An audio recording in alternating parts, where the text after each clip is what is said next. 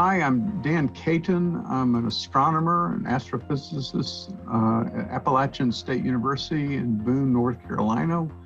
And I've been working on the Brown Mountain Lights for many years.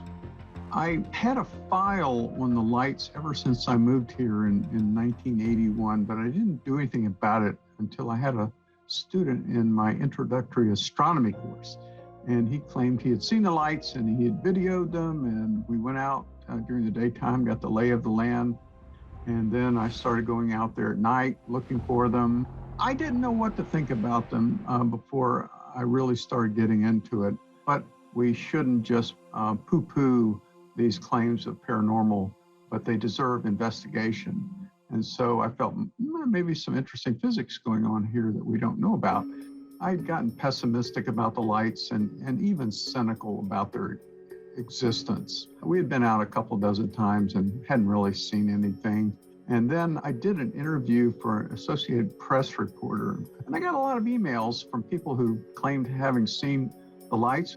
And some people described seeing them not 1,000 feet across at the Linville Gorge, but 20 feet across the parking lot. And so I got into the game. I gave a presentation at a Brown Mountain Lights symposium, and there I met a couple of other people who were serious and interested.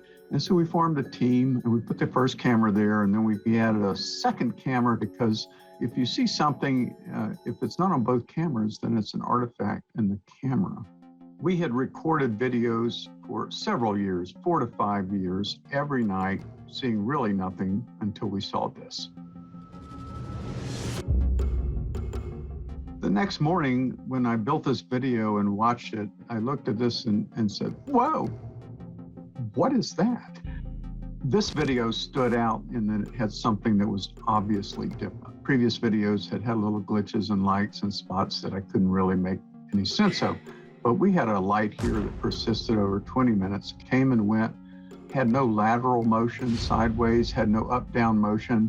These are 30-second exposures. So if it were a meteor, you would see little streaks. And so it was not something that was stellar. A week before this video, I had talked to a reporter at the Charlotte Observer and told him, you know, I think the lights are gone. We haven't seen anything. And then, wow, bang, this thing pops up. And then I had to call him up and say, I think we need to reconsider that. And he wrote a new story that ran in the Charlotte Observer. I remain intrigued by the close-up sightings that people continue to report, but they're extremely hard to study. They're random. I mean, how do you study a random phenomenon? It's almost impossible. I want people to not give up on the lights.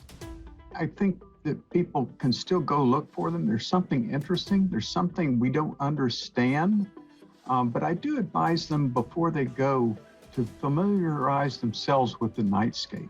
I think that 85 to 90% of the claimed sightings are natural and man-made lights that are just unfamiliar to people at night.